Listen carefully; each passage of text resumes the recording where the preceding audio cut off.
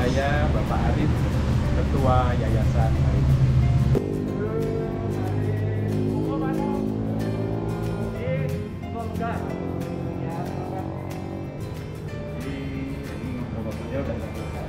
Terima kasih Pak Nur atas kehadirannya.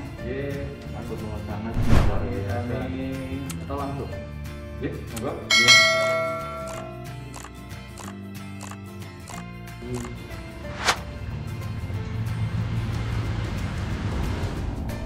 Klinong-klinong ke Salatiga untuk mengenal lebih dekat Yayasan Sosial Kristen Salib Putih Salatiga.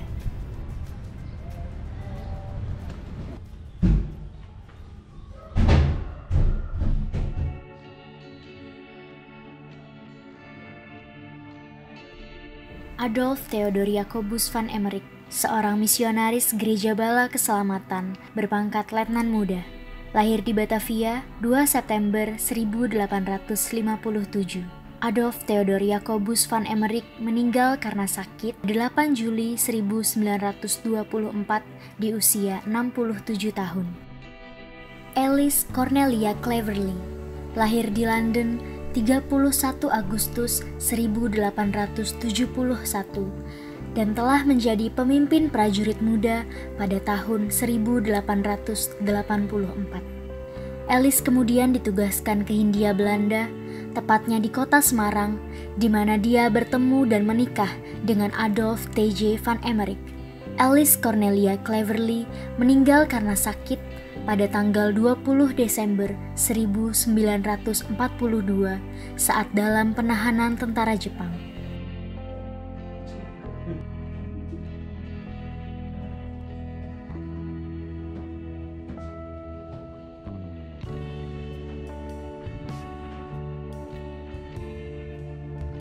Itu taplak meja dan sebagainya. Nah ini dulu pintalan itu lihat dari kita cuma tinggal ini sisanya. Ini yang buat di Belanda sudah jadi museum. Nah terus itu yang tadi Pak Nur saya cerita, yang anak panti asuhan kesini harus diopeni. Sebagai wujud kecintaannya kepada sesama, rasa kemanusiaan dan empati yang mendalam telah membawanya kepada keputusan yang pada awalnya ditolak oleh Bala Keselamatan dan tidak didukung oleh pemerintah Hindia Belanda.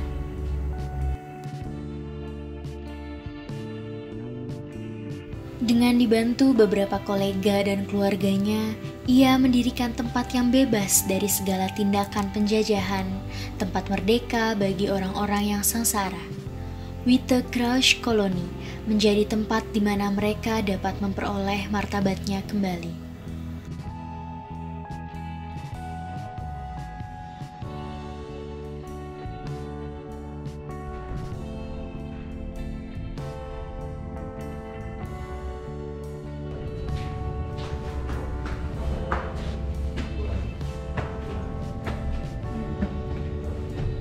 Salib putih adalah wujud nyata implementasi dari hukum kasih.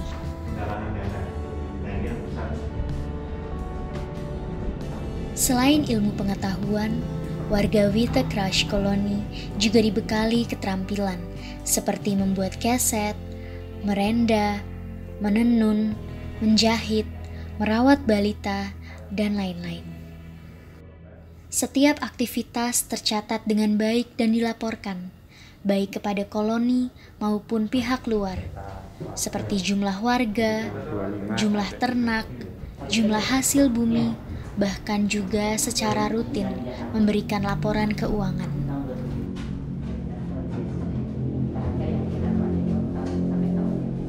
Pembangunan tempat ibadah pada tahun 1922 sampai 1924 melibatkan seorang arsitek yang berasal dari Cina yang bernama Yap Catai.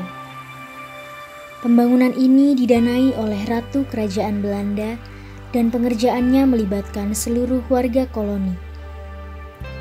Dalam perjalanannya, pelayanan gereja ini kemudian dikelola oleh Gereja Kristen Jawa.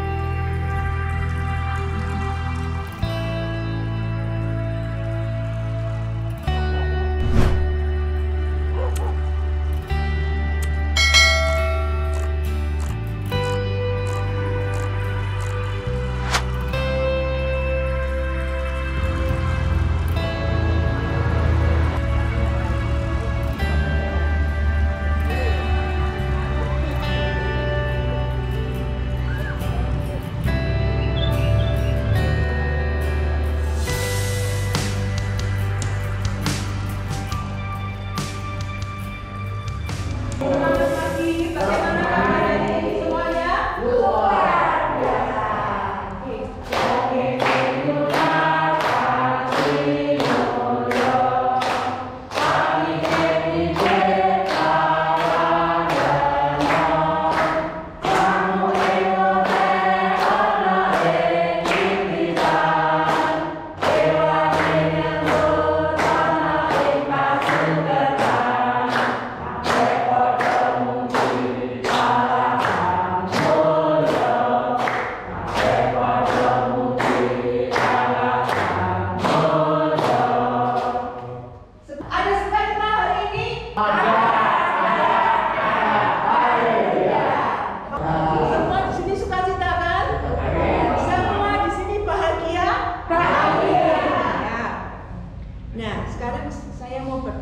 Sumber dari masalah itu apa toh Simbah Bapak Ibu? Betul kan? Sumber dari masalah adalah pikiran. Jadi kalau tadi Bapak Ibu, Simbah, adik, Mas dan Mbak merasa kok aku membebani, kok aku sekarang sudah tua, kok aku sekarang menyusahkan, itu karena iya, betul. Nah, apa yang menyebabkan lansia kehilangan sukacita, semangat, dan merasa sensitif dalam kehidupannya adalah karena memiliki emosi yang tinggi. Emosinya jadi tinggi, emosinya jadi negatif, pikirnya yang buruk-buruk, terus kemudian jadi nggak bisa bersukacita. Apakah ada sukacita hari ini? Ada. Puji Tuhan, bersama.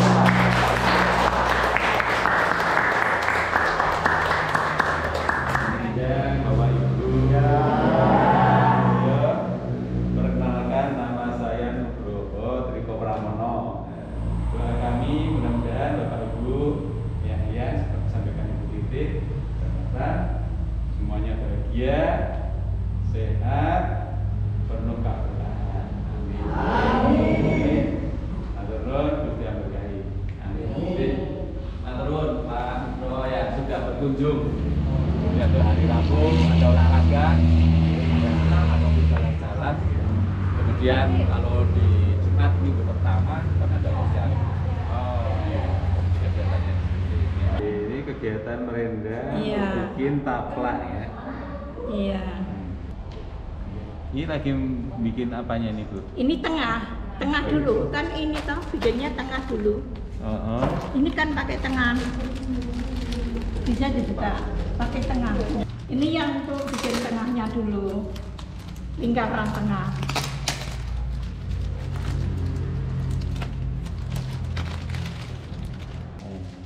Jadi Ibu lagi bikin tengah. Nah ini ada ini dulu. Kalau sudah ini tinggal tarik. Narik gitu. Iya. Ini. Jadi ini adalah proses bikin tengah. Tengah dulu, iya.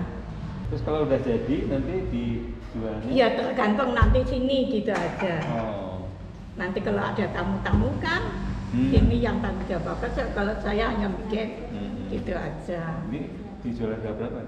Kalau yang ini tadi ada tulisannya sih. Ada 50. Oh, yang ini 25, yang itu malah 50. Ini 50. Kemudian ini kan ditempel di triplek. Kemudian ada proses pengecatan. Jadi ini tidak dengan kaca. Kalau biasanya kan di atasnya ada kaca. Kalau ini tanpa kaca. Kemudian hasilnya ini ya kita pasarkan dan kita pamerkan. Kalau mungkin ada yang pasarnya di mana? Ya sementara masih dari. Oh iya. Bisa kerjasama dengan gereja-gereja. Jadi gambarnya apa? Perjamuan.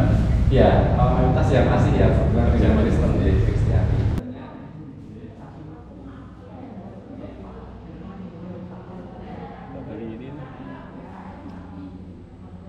Selamat datang di markas besar orang tua.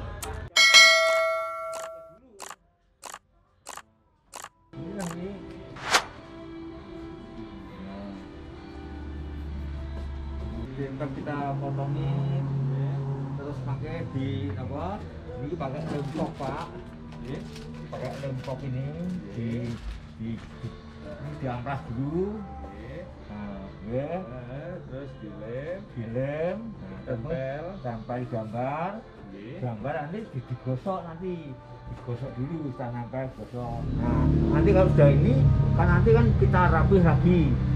Udah di clear, dirapis ini. Nah, kan gitu. Nah, segini.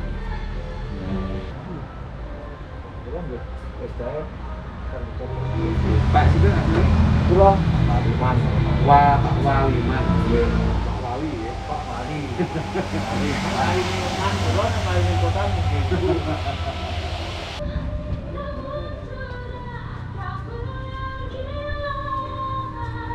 Merdeka.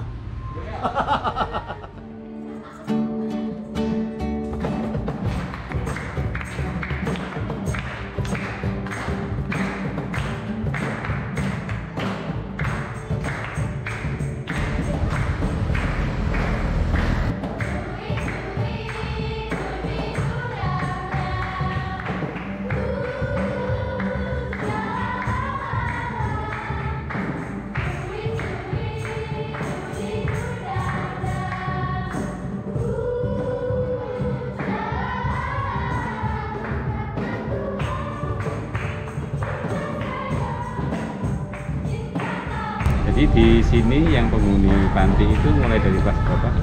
Paling kecil kelas 4 SD. Yang paling besar ini mahasiswa semester 4. Itu kuliahnya di mana saja? Ada di Universitas Kristen Satya Wacana, ada yang di Sekolah Tinggi Ilmu Ekonomi Akuntansi. Ada 6 anak tingkat perguruan tinggi, gitu. 4 anak SMA, SMK. Dan 9 anak SMP, lainnya SD. Kriteria untuk bisa tinggal di panti ini seperti apa? Kami memprioritaskan untuk 3 latar belakang anak-anak, yatim piatu, kemudian dari keluarga yang broken, dan anak putus sekolah. Untuk biaya sekolah, biaya kuliahnya itu bagaimana? Jadi ada seleksi nilai ketika SMA, SMK begitu, kemudian daftar di perguruan tinggi dan lolos seleksi. Kalau yang mahasiswa pun beasiswa. Nah kalau untuk yang lain, untuk biaya sekolah, untuk biaya kehidupan begitu, kami lebih banyak memang ditopang oleh donatur, baik yang sifatnya tetap maupun juga insidentil. Ya itu berarti tinggal di panti, biaya makan, sehari-hari semua dari semuanya. Ini rumah bagi mereka, ini semua kegiatan kecuali kegiatan sekolah begitu, ya ada di sini. Kebutuhannya semuanya dari panti. Terus kegiatan anak-anak itu selain sekolah apa Pak?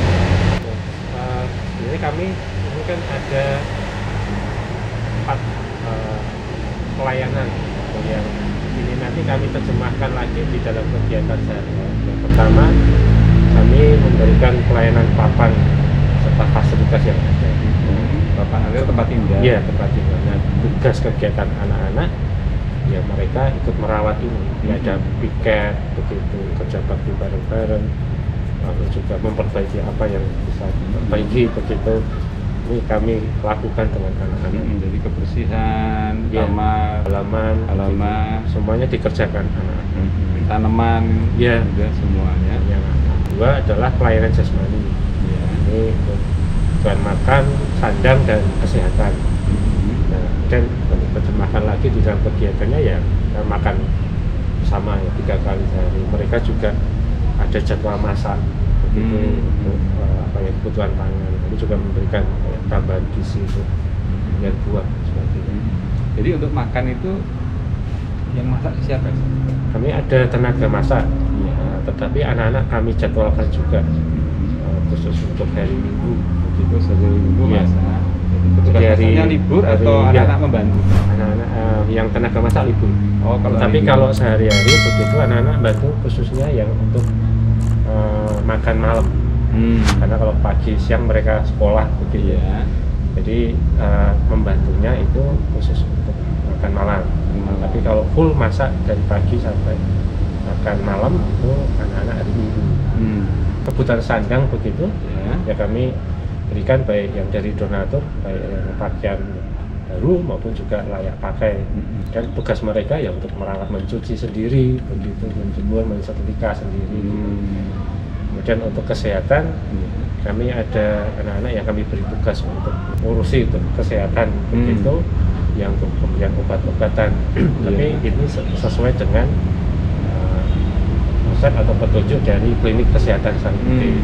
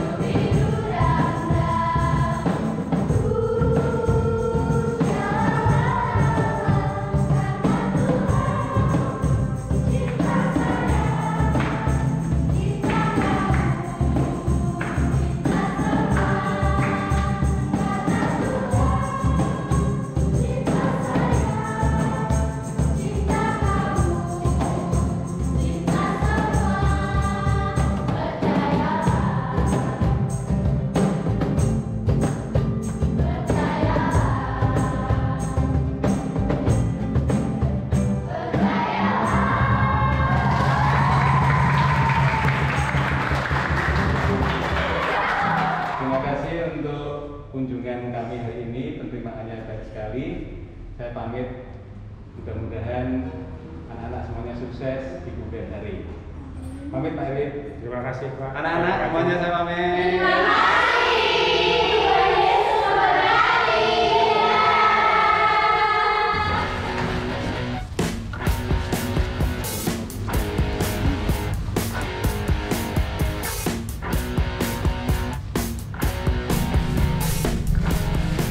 Teman-teman, saya sedang jalan-jalan mau lihat-lihat kebun kopi bersama Pak Pram. Iya Pak Pram? Iya, siap Pak Nugroho. Saya akan antarkan di kebun kopi yang ada di area yayasan. Nanti kita akan lihat kebun ada di sana. Iya, siap. Iya, siap monggo Pak. Ini apa nih Pak Pram? Jadi ini namanya dulu setrapan Pak, seperti Setrapan? penjara. Nggih. Iya, penjara Jadi buat untuk menyetrap anak-anak yang nakal atau orang-orang yang nakal ada di sini, kita setrap di sini namanya. Namanya panggilan setrapan. setrapan. Disetrap gitu. Nggih. Setrap, jadi dihukum di dalam bangunan ini. Iya. Oke. Nggih, itu setrapan. Ya, ya, ya.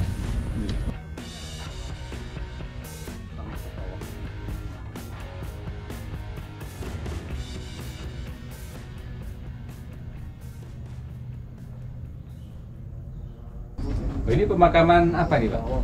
Jadi ini adalah pemakaman khusus Sari Putih Pak. Di sejarah awalnya bahwa ini dipersiapkan untuk orang-orang di Sari Putih terkhusus yang ada di Panti Werda. Jadi ketika mereka meninggal ya mereka dimakamkan di sini. Di sini juga ada pemakaman pendiri Sari Putih. Oh iya. Jadi Pak Nur nanti bisa melihat ya ada di sana. Monggo terus saja di sana.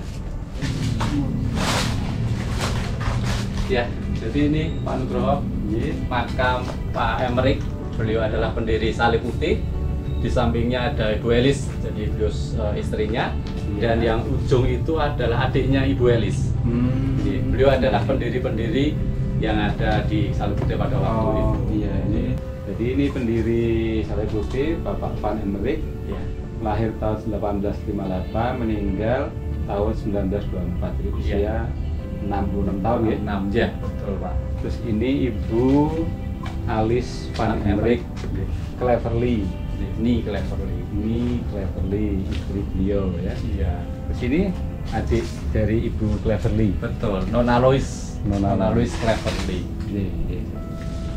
Ya, orang-orang yang berjasa mendirikan Sari Putih dan Iya. kita semua bisa merasakan hasil karya beliau. Iya, luar biasa. Nah, Pak Pram, Iya Pak. bisa menjelaskan tentang kopi? Iya. Budi. Ya, kopi yang ada yayasan ini adalah jenisnya Robusta. Ya. Jadi ini sudah mulai berbuah. Nah, ini mungkin kira-kira sekitar 4 bulan lagi kami sudah mulai panen. Oh, ya. Dia memang setiap tahun berbeda. Artinya kalau tahun ini dia berbuah, tahun depan nggak akan buah. Gantian di sini. Oh, di tempatnya yang Ya. sama. Nah, ini udah umur berapa, Pak? Ini mungkin sudah hampir 2-3 bulan. 2-3 bulan, 4 bulan lagi Sekitar 4 panen. bulan lagi bisa panen. Jadi kira-kira 6 bulan. J. Panen mateng 6 bulan. 6 bulan. Tetapi juga pengaruh dari cuaca nanti. Kalau cuacanya seperti ini terus ya bisa lebih panjang. Tapi kalau cuacanya cerah dan panas, ini bisa cepat untuk panen. Di beberapa hal faktor yang mempengaruhi itu panennya. Jadi setahun bisa panen berapa kali? 2 kali. Satu kali. Oh, 1 kali. Tetap 1 kali. 1 kali. J. 1 kali. Di bulan-bulan apa? Kalau kemarin sekitar bulan Agustus September. J. Selalu di sekitar itu. Iya, kira-kira sekitar. Iya, iya. Jadi kalau sekarang buahnya di sini, nanti untuk berikutnya Tahun depan ini tidak keluar. ya Ganti yang ada di sini. Oh, gitu. Siap ros ini. Oh, setiap gantian. ros itu ya. Ya. Ini gitu terus ya. J. Terus bisa balik lagi nggak berapa? Bisa. Oh, Bisa. Kalau ininya masih bagus. Kalau ininya sudah tidak bagus ya harus kita potong. potong. Jadi, kalau terlalu tua juga harus kita potong. Nah seperti ini kan sudah nggak bagus nih. Nanti kalau sudah panen ya harus dipotong. Jadi, Dipotong tadi istilahnya apa? pruning. Di pruning. J. Di pruning itu pemotongan Pemotong. dahan-dahan yang sudah tua gitu. Ya, yang sudah tidak produktif. Yang tidak. Dan juga ada daun-daun muda. Iya. Biasanya itu juga harus kita potong. Karena apa? Karena nanti dari akar kan menyerap makanan, akan naiknya ke sana. Oh. Ya, biar itu juga tidak terlalu banyak menyerap ke sana. Yang pertama, yang kedua supaya tidak terlalu tinggi. Kalau kopi ini kan jangan tinggi banget. Kalau tinggi sekali itu kan nanti tuh panennya juga susah, perawatannya susah, lah makanya dibuat pendek. Oke, turun penjelasannya Pak Pram. Teman-teman, kita sudah jalan-jalan keliling kebun, mendengarkan penjelasan tentang kebun kopi oleh Pak Pram. Kita akan lanjutkan perjalanan kita selanjutnya.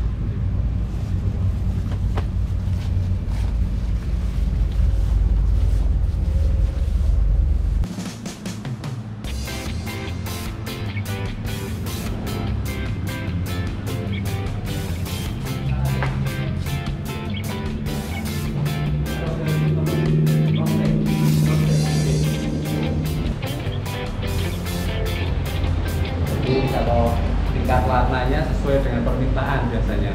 Yang light, medium, dark. Ya ini yang medium. Dari green bean, kemudian di roast. Proses green bean dipilai dulu Pak. Yang saus-sausan dipisahkan.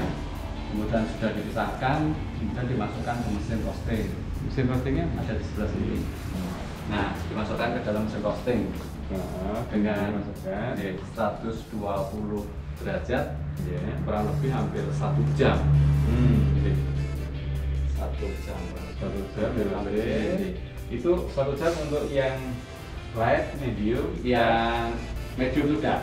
medium sudah Iya. tadi 1 jam. Kira-kira 1 jam. Kalau light lebih banyak lagi. Tetapi juga kita tidak bisa pakai seperti itu, Iya. lihat dari kondisi binnya. Oh, begini. Kalau bin lebih basah, lebih panjang. Kalau kering bisa lebih cepat. Jadi dipetik, dijemur dulu, Dijemur. dengan dondong itu dengan kulit. Setelah kering baru dikupas. Oh, oke. Baru kupas, baru proses roasting. Iya, proses roasting. Tapi kalau yang bin baru juga nggak bisa langsung di roasting. Rasanya nanti nggak enak. Oh, ini jemurnya berapa lama?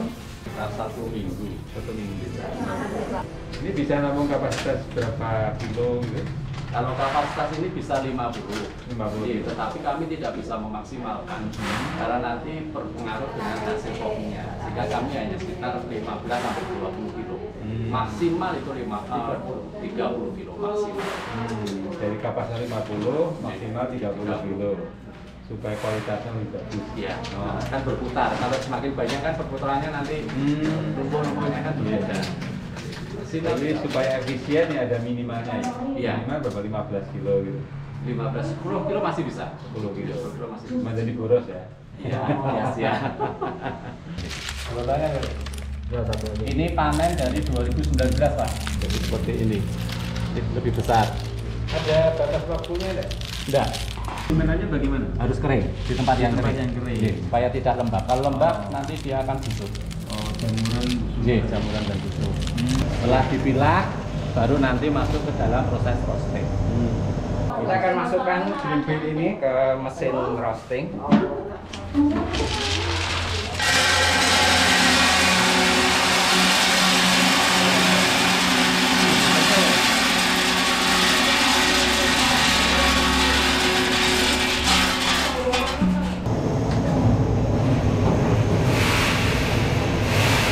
Nah, kopi sudah matang, berarti ini kita matikan kompornya. Kemudian kita matikan ini dulu, sambil kita menyiapkan tempat yang sana.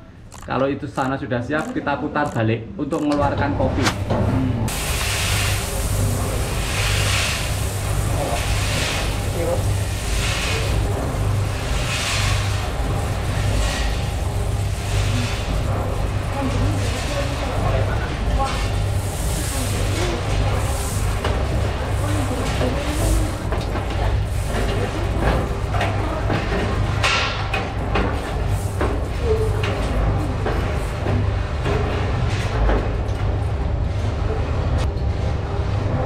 Jam akan jadi seperti ini.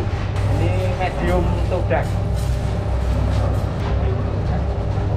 Nah, kita tiriskan.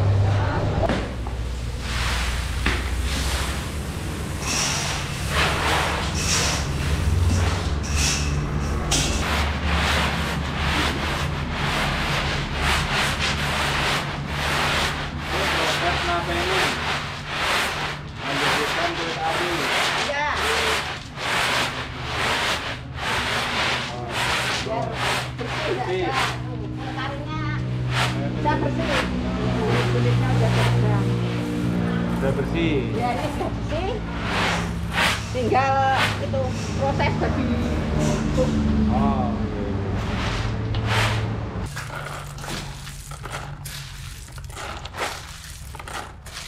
Ini masuk ke dalam kemasan per 100 gram. 100 gram.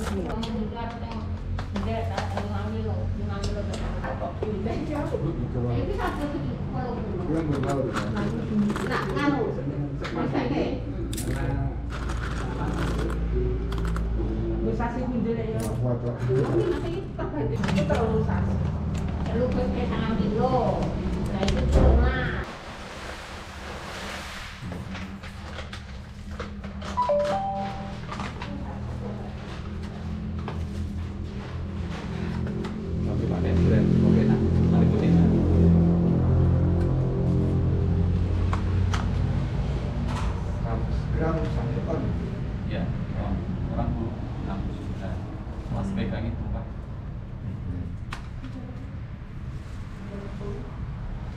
Setelah dipas, kemudian diapain, Pak?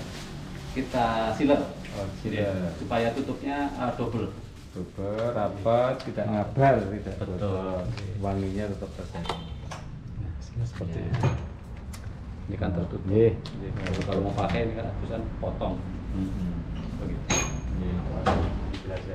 Jadi kita ada dua kemasan dari kopi enak Sale Putih. Yang ini adalah bubuk 100 gram. Per bungkus ini adalah 15.000. Kemudian yang ini adalah dengan bean, roast bean. Sama dengan 100 gram. Kalau yang ini kita harga dengan 10.000. Jadi dua produksi ini ada di Panti Karya Sale Putih. Wah, saya mau dong yang ini apa? Roast bean-nya Ya. 3, yang bubuknya juga 3. Oke, siap. 3 ya Pak Nuk? Ye. Baik, kami siapkan Pak Nugroho. Ye. Kopinya. Ye, good.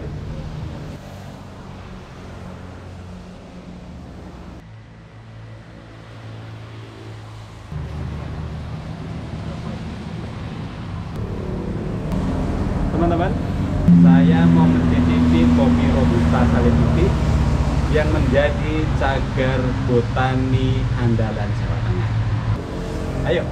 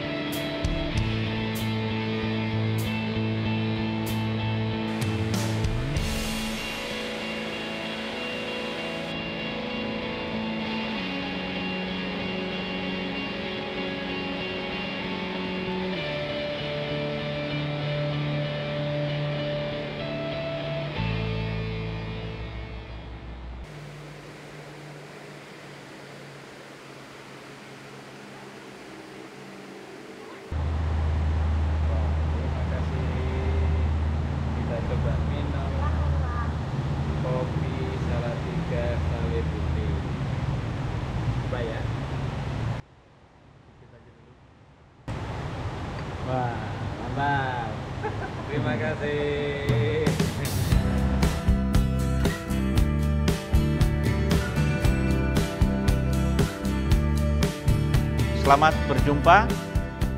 Shalom. Kami dari Yayasan Sosial Kristen Salib Putih menjumpai panjenengan semua untuk memperkenalkan kegiatan kami. Kami bergerak di bidang sosial. Yayasan ini berada di bawah Sinode GKJ dan kami memiliki bidang-bidang antara lain adalah Panti Werda. Kami mempunyai jumlah kalayan sebanyak 35 orang. Asrama yang ada kami miliki di daerah Salib Putih ini dan di Jalan Merbabu Salatiga sebagai yayasan Panti Werda Sosial. Nah, selain Panti Werda, kami juga mengelola Panti Karya. Panti Karya ini membidangi kegiatan-kegiatan perkebunan, peternakan, dan usaha-usaha kewirausahaan.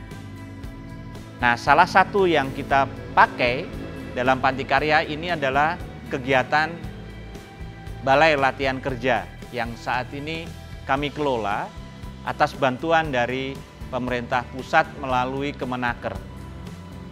Saat ini sedang berjalan sekolah barista. Selain itu, kami mempunyai kopi dan cengkeh. Tanah kami seluas 8 hektar. Kurang lebih semua dari persentase terbesar digunakan untuk perkebunan kopi. Panti yang selanjutnya adalah Panti Asuhan. Panti Asuhan ini mengelola panti untuk anak-anak. Kami memiliki anak usia sekolah dasar sampai perguruan tinggi berjumlah sekitar 32 orang. Nah, dana yang kami kelola untuk pengelolaan semua kegiatan yang ada di Yayasan Sosial Kristen Salib Putih ini berasal dari donasi. Hampir sebagian besar dari gereja-gereja Kristen Jawa. Tetapi juga ada gereja-gereja yang lain, bahkan komunitas, grup, kelompok-kelompok reuni berdatangan ke sini. Ada yang hanya sekedar untuk melihat kegiatan Panti Werda, Panti Karya, Panti Asuhan, tetapi ada yang memberikan pelayanan kasih untuk kami. Nah, donasi yang kami dapat, materi dan immaterial. Yang materi itu kami dapat seperti sembako dan lain sebagainya. Sementara yang di luar itu kami mendapat dana baik pada saat mereka bertemu di tempat ini maupun melalui bank. Nah, ini sekedar gambaran yang kami lakukan. Dan usaha kami saat ini yang paling baru adalah pembinaan bagi anak-anak muda untuk berwirausaha melalui pengelolaan barista. Nah, gedung inilah yang dibangun lewat bantuan pemerintah. Nah, oleh sebab itu, manfaatkan segala fasilitas yang kami miliki.